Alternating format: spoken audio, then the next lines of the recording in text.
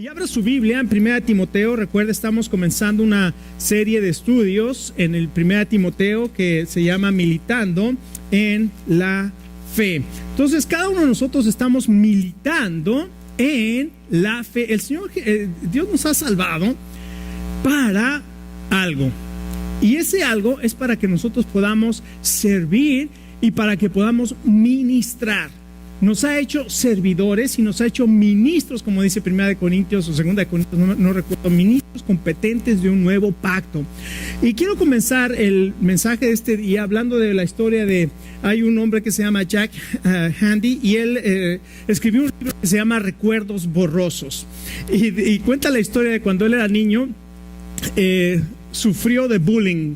¿Sabe lo que es bullying, no? Un niño más grande o niñas más grandes comienzan a atacarte y a molestarte y a burlarse de ti, y no sé cómo se traduzca en español, pero el término es ahora muy común, el bullying aquí en los Estados Unidos. ¿Y cuántos sufrieron de bullying? Levanta su mano. Yo creo que la mayoría de nosotros sufrimos de bullying. Siempre había alguien más que nos molestaba y que abusaba de nosotros. Y dice que este muchacho, este bully, le quitaba constantemente, le quitaba el dinero del lunch. Y cuando él era, yo me acuerdo cuando iba al lunch, costaba $1 el lunch, cuando yo estaba en el high school. Entonces imagínense que todos los días este bully le quitaba su dinero del lunch. Entonces él decidió, dijo, bueno, ¿qué? Voy a pelear de regreso, o sea, no me voy a dejar y voy a pelear. Entonces contrató a un maestro de karate. Y el maestro de karate le cobraba $10 la clase. Entonces dijo, es más barato pagarle al bully. le sale más económico. Ahí está el bully. Pero ¿sabe que esta ilustración nos muestra cómo somos en la iglesia? ¿Cómo somos en nuestra vida? Nos muestra que preferimos dejar de pelear la batalla de la fe para seguir viviendo en el mundo, para seguir viviendo de acuerdo a nuestras pasiones, para seguir viviendo de acuerdo a nuestros deseos, y olvidamos el poder que el Señor Jesucristo nos ha dado, y nos olvidamos del llamado que el Señor Jesucristo nos ha hecho, y preferimos el camino fácil, lo sencillo, lo que no cuesta, lo que es más barato, que seguir al Señor Jesucristo. Pero esta mañana, déjeme decirle algo maravilloso. Hoy vamos a aprender que la gracia de Dios es abundante y es poderosa en nuestras vidas para vivir una vida victoriosa en el Señor, sin tener que pensar en que tengo que cumplir mandamientos de hombres, porque tampoco eso es lo que el Señor Jesucristo vino a traer. No nos vino a traer cargas, vino a quitar las cargas. Vengan a mí, dijo el Señor Jesucristo, todos los que están trabajados y cargados, y yo los haré descansar. Y 1 Timoteo es precisamente una carta que el apóstol Pablo escribe al final de su vida, cuando estaba preso en Roma, y le escribe a Timoteo, a quien había dejado preso. No, él estaba preso, Pablo estaba preso en Roma, lo había dejado de pastor, casi es lo mismo, ¿no es cierto? Lo había dejado de pastor en Éfeso. Así ya me estoy quejando, ¿verdad? Y más bien le doy gracias a Dios por el llamado que me hizo. Pero lo puso en Éfeso y le da un encargo y le dice, para esta razón te dejé en Éfeso, porque hay algunos que están enseñando falsas doctrinas, o como dice aquí, doctrinas diferentes. Entonces pone a Timoteo ahí en Éfeso y le dice, Timoteo, tienes que militar la buena milicia, tienes que pelear la buena batalla, tienes que estar cuidadoso con aquellos que están enseñando cosas diferentes y que no se conforman al sano evangelio o a la sana palabra, sino que se inventan cosas y comienzan a llevarse a las personas y las comienzan a arrastrar hacia una creencia completamente diferente. Y este es un evangelio que se comenzó a predicar, un evangelio de las cosas que yo no sé, pero lo vimos la semana pasada, pero un evangelio cómodo, un evangelio sin compromiso, un evangelio conveniente, un evangelio donde Dios te quiere dar todo, donde Dios es tu sirviente casi, y no un evangelio donde Jesucristo es el Señor. ¿Cómo nosotros podemos vivir y cómo nosotros podemos militar esa buena milicia? ¿Cómo nosotros podemos pelear esa buena batalla de la fe? 1 Timoteo capítulo 1, y hoy vamos a ver de los versos 11 al 20, nos dice que hay 3 cosas maravillosas que Dios ha provisto para que nosotros podamos vivir y pelear esa milicia, esa batalla de la fe a la cual el Señor nos ha llamado. En primer lugar, podemos ver el poder de la gracia de Dios. Vamos a entender lo que es el poder de la gracia. También vamos a ver lo que es la provisión de la gracia de Dios. Y en tercer lugar, vamos a ver la compulsión de la gracia de Dios. Voy a explicar eso de la compulsión de la gracia, porque busqué una palabra que pudiera no sé ni cómo se dice, que nos pudiera dar a entender lo que la gracia hace en nuestra vida. Entonces, hoy en primer lugar vamos a ver el poder de la gracia. Vamos a leer los primeros versos del verso 12 en adelante, en 1 Timoteo capítulo 1. Y sí, lo voy a leer hoy en la Nueva Traducción Viviente. Si usted tiene la Reina Valera o la Nueva Versión Internacional, sígame, no importa, pero o si no, ponga atención a esta Nueva Traducción Viviente. Creo que le da un significado mucho más profundo. Obviamente la Reina Valera actualizada es la Reina Valera 60, es mi preferida, es en la que estudio. Es una traducción que se llama formal. La Nueva Traducción Viviente es una traducción que se llama dinámica, es decir, es una traducción que es más entendible para nosotros, pero que no guarda la formalidad y la textualidad que es los textos originales. Pero de todas maneras, cualquier cosa yo le voy a decir, esto está así en esta versión, esto está así en esta versión. Y escuche lo que dice la palabra de Dios. Le doy gracias a Cristo Jesús nuestro Señor, quien me ha dado fuerzas para llevar a cabo su obra. Él me consideró digno de confianza y me designó para servirlo, a pesar de que yo antes blasfemaba el nombre de Cristo en mi insolencia y perseguía a su pueblo, pero Dios tuvo misericordia de mí porque lo hacía por ignorancia y porque era un incrédulo. Oh, qué tan generoso y lleno de gracia fue el Señor. Me llenó de la fe y del amor que proviene de Cristo Jesús. La siguiente declaración es digna de confianza y todos deberían aceptarla. Cristo Jesús vino al mundo para salvar a los pecadores, de los cuales yo soy el peor de todos, pero Dios tuvo misericordia de mí para que Cristo Jesús me usara como principal ejemplo de su gran paciencia, aún con los peores pecadores. De esa manera otros se darán cuenta de que también pueden creer en Él y recibir la vida eterna.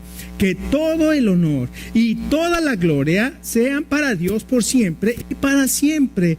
Él es el Rey eterno, el invisible, que nunca muere, solamente es Él Dios. Timoteo, hijo mío, te doy estas instrucciones basadas en las palabras proféticas que se dijeron tiempo atrás acerca de ti. Espero que te ayuden a pelear bien en la batalla del Señor. Aférrate a tu fe en Cristo y mantén limpia tu conciencia, pues algunas personas desobedecieron a propósito lo que les dictaba su conciencia y como resultado su fe naufragó. Himeneo y Alejandro son 2 ejemplos. Yo los expulsé y los entregué a Satanás para que aprendan a no blasfemar contra Dios. Qué palabras tan maravillosas del apóstol Pablo en esta sección de 1 Timoteo capítulo 1, versos 12 al 20, pero nos da una instrucción maravillosa y nos habla primeramente de lo que es el poder de la gracia.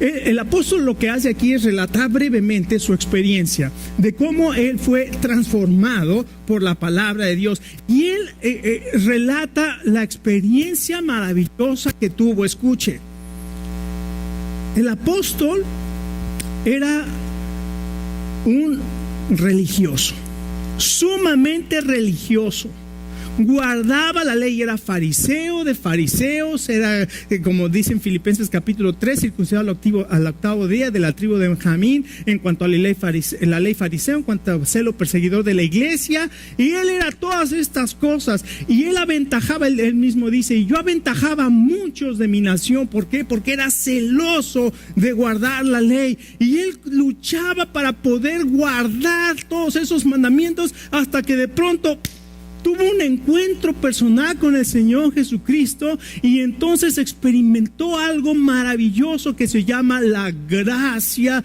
de Dios. Y cuando experimenta la gracia de Dios, se da cuenta que los mandamientos lo único que habían hecho era mantenerlo esclavo y mantener una lápida, una carga pesadísima sobre él, que no podía disfrutar la vida. Y ahora se encontró con la gracia del Señor Jesucristo, donde dice: aunque yo era un blasfemo y un perseguidor, y esto lo hacía no porque yo quisiera, sino era por ignorante. Yo pensaba que estaba haciendo bien, y sin embargo estaba luchando contra Dios. Cuando me encuentro con la gracia, ahora descanso y reposo y tengo libertad, y ahora me he dado cuenta que es Jesucristo que actúa en mí, en mi corazón, me ha transformado, y ahora he encontrado paz, y ahora he encontrado una relación que la que estaba buscando con Dios, ahora la tengo a través de la gracia de Dios. Y la palabra que utiliza aquí el apóstol es maravillosa. Él dice que doy gracias al que me fortaleció, a Cristo Jesús.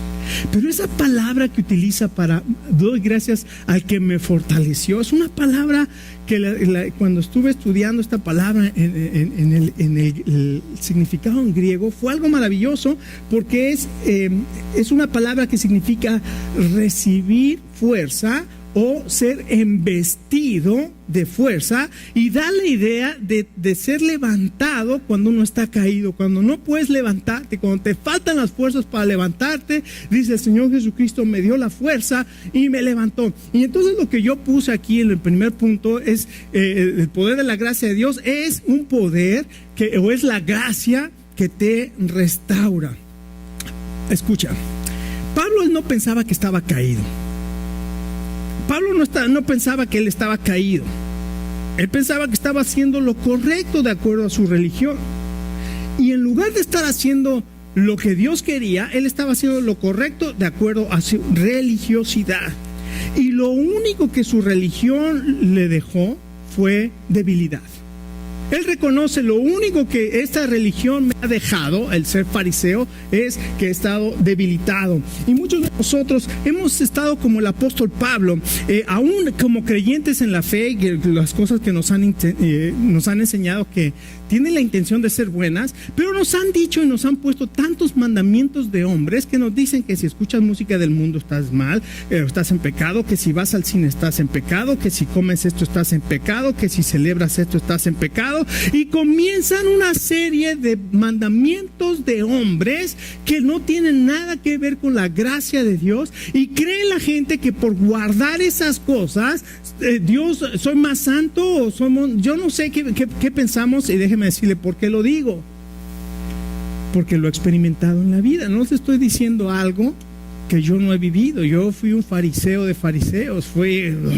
Yo no escucho música del mundo, yo no voy al cine, yo no esto, yo no aquello. Y eso no me hizo absolutamente más espiritual. Al contrario, cada vez estaba siendo más carnal, porque cada vez juzgaba más a la gente, cada vez me enorgullecía más de mi fariseísmo y de mi falsa santidad. Pero tenemos que entender lo que significa la gracia. Lo único que hace nuestra religiosidad es debilitarnos, porque comenzamos a confiar en nuestras fuerzas, y lo único que hacemos es confiar en nosotros mismos, y desechamos la gracia de Dios.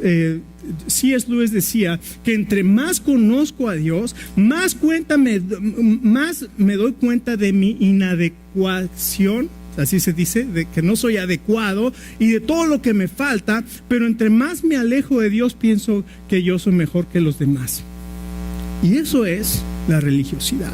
Y sería muy bueno que si nosotros creemos que por hacer muchas cosas o dejar de hacer cosas somos más santos, leamos Colosenses capítulo 2 y ahí vamos a encontrar como ya nadie te juzgue en unas nuevas días de fiesta, nada de cosas por las cuales y nos vienen a juzgar y nos vienen a decir no toques, ni hagas, ni digas.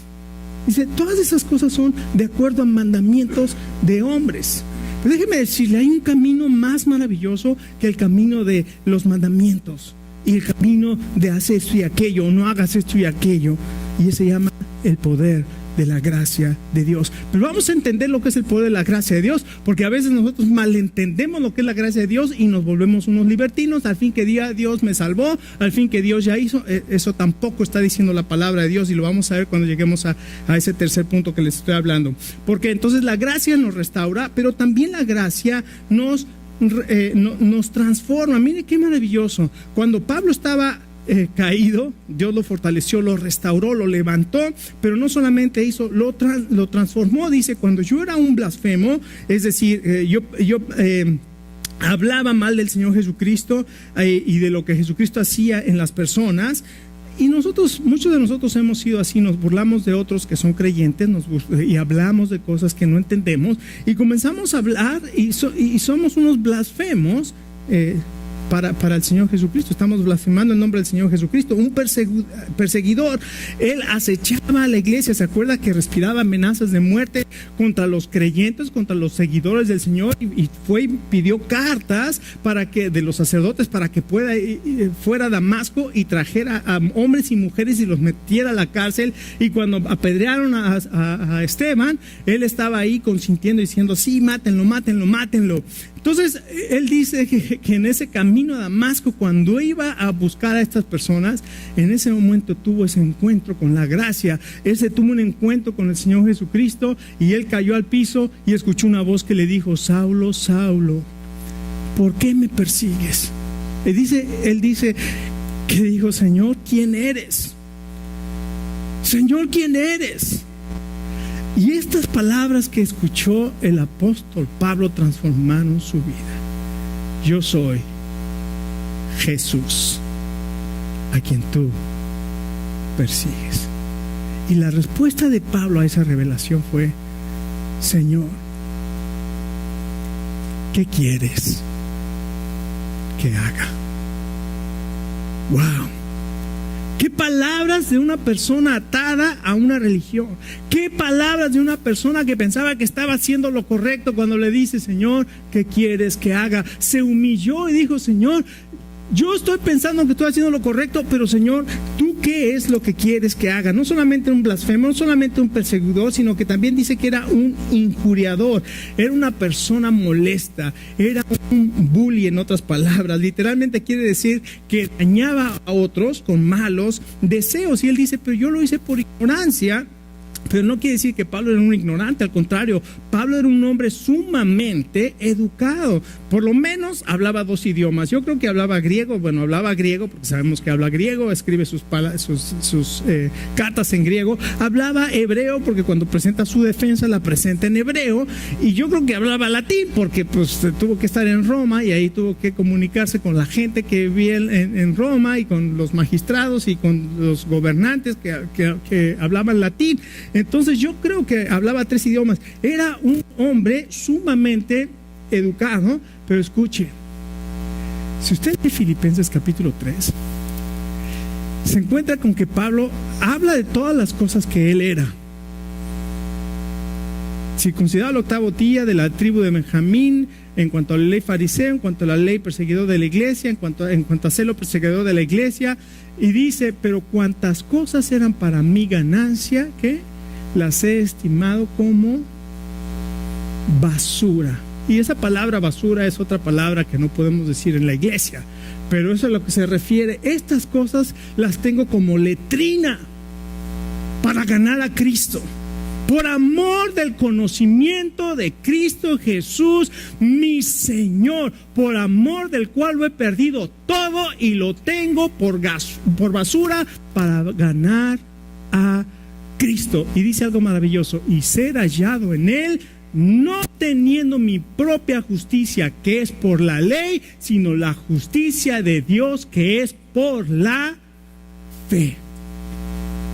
Qué maravilloso ejemplo. Pablo pudo luchar este tipo de batalla espiritual, este tipo de lucha en la fe, porque confió y entendió y experimentó lo que es la gracia, y él nos está hablando aquí de lo que es la gracia de Dios. La gracia tiene poder. Podemos experimentar usted y yo ese poder de la gracia de Dios en Jesucristo. Y no solamente eso, en segundo lugar, nos habla de la provisión de la gracia. Dice aquí el verso 14, es superabundante en fe y amor. Escuche, la gracia de Dios abunda y sobreabunda. Aquí utiliza una palabra maravillosa, es la palabra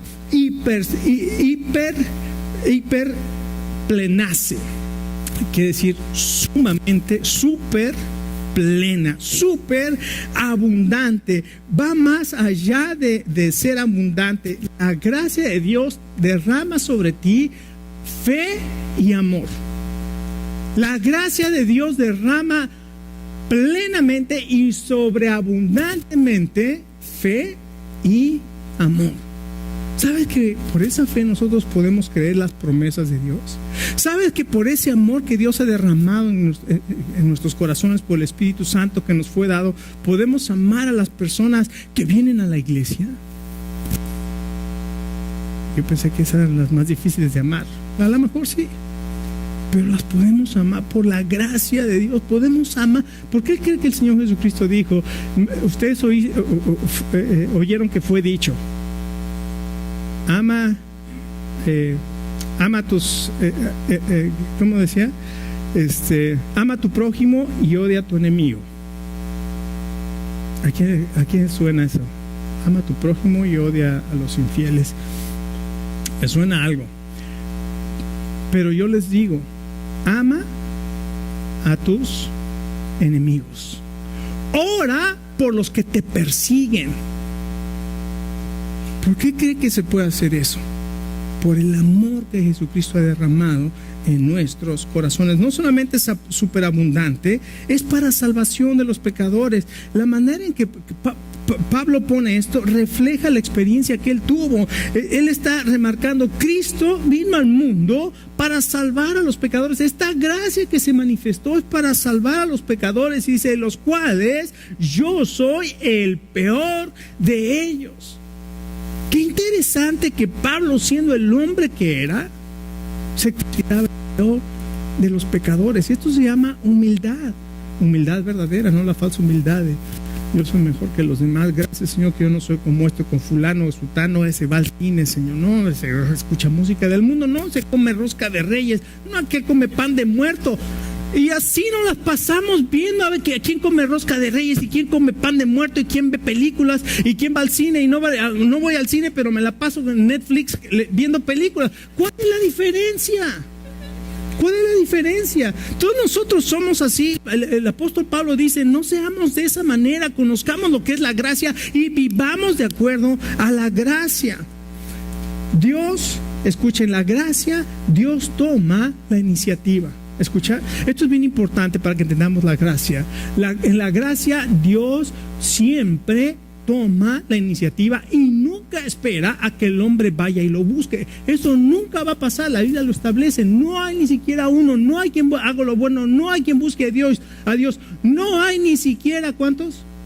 No hay a nadie que busque a Dios. Siempre Dios es el que toma la iniciativa. No pienses que eres tú el que, qué santo soy. No eres tú, es la gracia de Dios en ti. Y si conoces la gracia, jamás vas a pensar qué bueno soy, qué santo soy.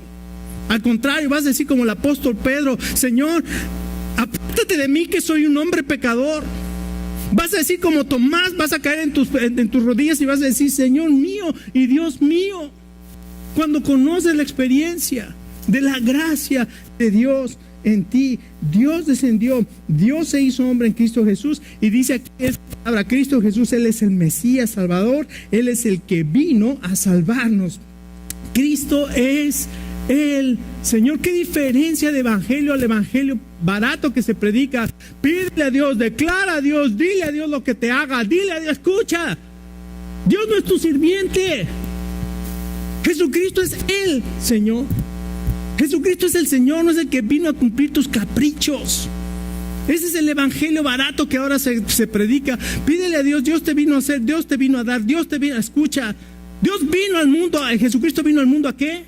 A salvar a los pecadores. Tú eres un pecador y no mereces nada. Lo único que todo que tienes es por la gracia de Dios. Y hasta que no vemos nuestro pecado, no podemos entender lo que es el señorío de Jesucristo.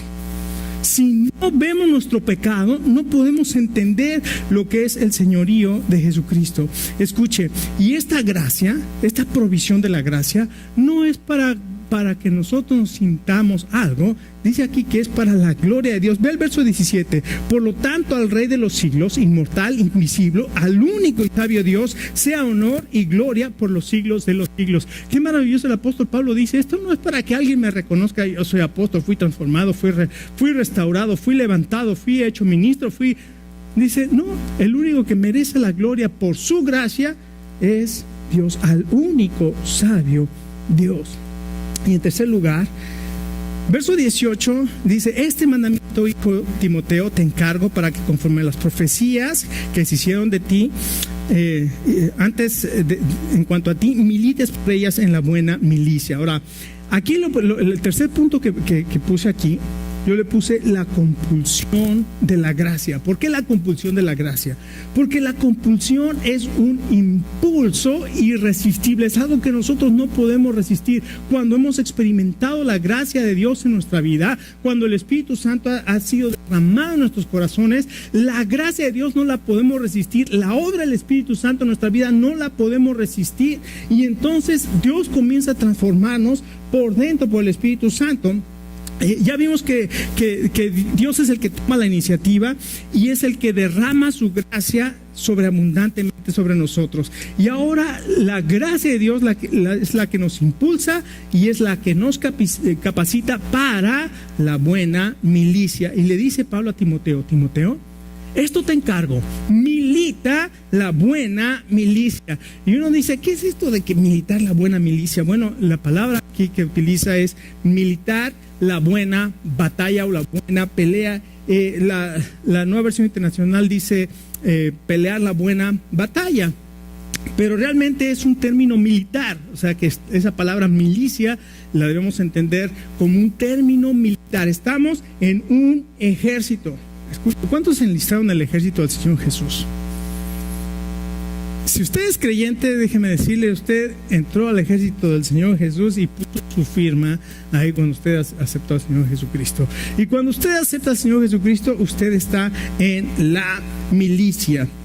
Y para militar en la milicia, necesitas una total convicción que nace de experimentar la gracia de Dios. Así es que Pablo dice a Timoteo, milita la buena milicia. Y esta batalla se pelea en fe. Es una batalla espiritual que se pelea por fe. Las 3 veces que aparece esta frase en el Nuevo Testamento son en las cartas a Timoteo. Una aquí, una en el capítulo 6 y verso 12, que dice pelea la buena batalla de la fe. Y 2 Timoteo 4:7 dice he peleado la buena batalla, he guardado la fe. Y aquí dice milita la buena milicia manteniendo la fe. Es la fe la que nos sostiene en esta lucha. ¿Qué es la fe? Vamos a dar la definición de Hebreos, ¿va? Fe es la certeza de lo que se espera, la convicción de lo que no se ve. Bueno, ¿eso cómo te lo comes? En otras palabras, ¿cómo lo vives? Una definición sencilla de la fe: creer lo que Dios dice. Creer lo que Dios dice. No es creer lo que yo quiero, no es creer lo que yo me invento, no es creer que, como dicen los que declaro que el Señor me va a dar un carro de último modelo en este año. Muchos declaran así, ¿verdad? Yo declaro sanidad y prosperidad en este año 2016. Escucha, ¿qué es la fe? La fe es vivir y es creer lo que Dios dice. Y si Dios lo dice, lo puedes creer. Acompáñenme rápidamente a 2 de Pedro. 2 de Pedro, capítulo 1.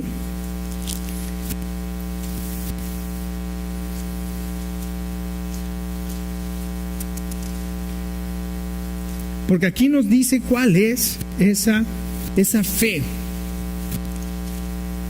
Segundo de Pedro, capítulo 1, y el apóstol Pedro está hablando de su experiencia de estar en el monte de la transfiguración y de haber visto cómo el Señor Jesucristo se transfiguró y cómo se resplandeció la gloria de Dios, y escuchó la voz que descendió del cielo que dijo: este es mi Hijo amado en el cual tengo complacencia. Y Pedro está relatando esto a partir del verso 16, y dice en el verso 18: y nosotros oímos esa voz enviada desde el cielo cuando estábamos con él en el monte santo. Es decir, tuvimos una experiencia de ver la gloria de Dios maravillosa, escuchamos la voz de Dios. Pero dice lo que dice, fíjese lo que dice el verso 19: tenemos también que la palabra profética que más segura que mi experiencia, más segura que la voz, más segura que todas esas cosas. Dice, tenemos la palabra profética más segura, a la cual hacemos bien en estar atentos como una antorcha que alumbra en lugar oscuro hasta que el día esclarece y el lucero de la mañana salga en vuestros corazones, entendiendo primero esto, que ninguna profecía de la Escritura es de interpretación privada, porque nunca la profecía fue traída por la voluntad humana, sino que los santos hombres de Dios hablaron siendo inspirados por el Espíritu. Es decir, esto es inspiración de Dios. Esta escritura, cualquiera dice, bueno, en aquel entonces no había escritura, no había Nuevo Testamento. A lo que se estaba refiriendo es al Antiguo Testamento. Escuche, vaya conmigo al capítulo 3 y el verso 14. Está hablando de la segunda venida del Señor Jesucristo y está diciendo que tenemos que esperar ese momento. Y dice en el verso 14: por eso, queridos hermanos, por lo cual, oh amados, estando en espera de estas cosas, procurad con diligencia ser hallados por Él sin mancha e irreprensibles en paz. Y tened entendido que la paciencia de nuestro Señor es para salvación, como también nuestro amado hermano, ¿quién? Pablo, según la sabiduría que le ha sido dada, os ha ¿qué? Escrito casi en todas sus epístolas, hablando de ellas, de estas cosas, entre las cuales hay algunas difíciles de entender, las cuales los indoctos e inconstantes tuercen, como también las otras escrituras, para su propia perdición. Fíjense cómo Pedro ya está considerando los escritos del apóstol Pablo como inspirados, y dice: algunos indoctos e inconstantes que no tienen doctrina y que tienen una mente dividida, inconstantes, tuercen para su propia perdición. Entonces el apóstol está diciendo: la compulsión de la gracia es lo que no podemos resistir para militar la buena milicia. Y cuando habla de las profecías que se hicieron acerca de ti, qué confusión ahora tan tremenda con tantos profetas que se levantan, ¿verdad? Y ahora el profeta fulano de tal y el profeta sutano de tal y el profeta, ya están dando profecías. Escuche, esos son adivinos. Esos son adivinos que se levantan y que Dios me dice que tú te vas a levantar y vas a ir. Espérate. Si eres bíblico, 1 Corintios 14:3 dice que la profecía no es para dirigir. La profecía es para consolar, para exhortar y para edificar, pero no para dirigir. Si Dios te ha dado y ha puesto algo en tu corazón, si hay un verdadero profeta, lo que va a hacer el profeta es simplemente confirmar lo que Dios te ha dado, lo que Dios te ha dicho, lo que Dios ha puesto en tu corazón. Pero él no sabe. Esto de que Dios dice que tú me vas a dar, generalmente las profecías son así. Dios dice que tú vas a ofrendar, hermano Esteban, porque el Señor te ha bendecido grandemente, vas a ofrendar la mitad de lo que tienes. Y los profetas son... Déjenme decirles, son así los profetas. Y esto no es algo que la palabra de Dios dice. Aquí dice, en el capítulo 4, dice que Timoteo fue ordenado por los ancianos y cuando oraron por él lo comisionaron. Y dice, tú vas a cumplir esa comisión que se te dio cuando oraron los ancianos por ti, los presbíteros, se dice la palabra presbíteros, y te dieron esa comisión. Pero cuando no entendemos lo que está hablando, comenzamos a decir, las profecías, escuche, esto no es, y esto puede causar mucha confusión, como les dije. En aquel entonces la profecía quiere decir hablar la palabra de Dios, enseñar la palabra, era lo que nosotros llamaríamos hoy predicadores. El profeta era un predicador de la palabra de Dios. Y recuerde, la palabra profética más segura, ¿cuál es? Esta que tenemos aquí. Y si vamos a hablar profecía, tenemos que venir a lo que dice la palabra de Dios. Así es que más que experiencia, más que personalidades, la palabra revelada, contenida aquí en la Biblia, es nuestra regla de fe y conducta. Escucha, tú puedes vivir una vida de victoria y tú puedes vivir una vida de santidad, no por todas las cosas que dejaste de hacer o por las cosas que haces, sino porque has experimentado el poder de la gracia. Has experimentado la provisión sobreabundante de la gracia, y esa gracia te compele, es decir, no la puedes resistir, para que tú puedas servir y militar y pelear en la buena batalla de la fe. Si no estás militando en esta mañana en la batalla, pregúntate, ¿dónde estoy? ¿Qué estoy haciendo? Si no estás comprometido con la gracia para militar en ella, ¿qué estás haciendo? El apóstol dice, cumple tu ministerio. El poder de la gracia te restaura y te transforma. La provisión de la gracia abunda para darte salvación. Y Dios pone en ti un deseo irresistible de militar y depender de sus recursos. Esta mañana, empezando un nuevo año, ¿qué tal si en este momento cada uno de nosotros delante de Dios decimos: Señor, gracias, que tu gracia es poderosa, me restaura y me transforma. Gracias porque tu gracia es abundante y perdona al pecador. Y gracias porque tu gracia me compele a vivir una vida que te agrade, para que yo pueda militar en esta batalla de la fe. Vamos a cerrar nuestros ojos, vamos a ponernos de pie, ya se nos hizo un poco tarde. Vamos delante del Señor, y esta mañana es una mañana que puede ser completamente transformadora en tu vida. Si tú entiendes lo que es la gracia, si puedes experimentar esa gracia, la gracia de Dios, es la iniciativa de Dios, es el amor de Dios derramado por medio de la fe y por medio del amor en tu vida. Es lo que el Espíritu Santo hace dentro de ti. Es lo que te lleva a experimentar la presencia santa del Señor, donde te das cuenta de tu propio pecado, donde puedes decir: Señor, yo no me puedo exaltar, porque todo lo que tengo y todo lo que soy es únicamente por tu gracia. Padre, queremos darte gracias esta mañana o esta tarde por mostrarnos de una manera poderosa, clara en tu palabra, lo que es tu gracia. Y gracias por el ejemplo del apóstol Pablo, que dice: y estas cosas son para ejemplo. Dios me ha perdonado y ha tenido misericordia de mí, me ha puesto en el ministerio, me ha restaurado, y eso solamente, y ha perdonado mis pecados como ejemplo, para ser ejemplo. Señor, gracias que nosotros podemos experimentar esa misma gracia que es poderosa, porque la sangre que Jesucristo derramó en la cruz es poderosa hoy como lo fue hace 2000 años, y será poderosa hoy y será poderosa siempre. Si hay alguna persona en esta mañana que dices: yo quiero experimentar la gracia, yo he vivido confiando en mí mismo, pero quiero experimentar esa gracia que viene de Dios para ser transformado. Señor, ayúdame. Hoy vengo a ti, Señor, con mi carga. Hoy vengo a ti, Señor, con mi necesidad. Y pongo mi necesidad delante de ti.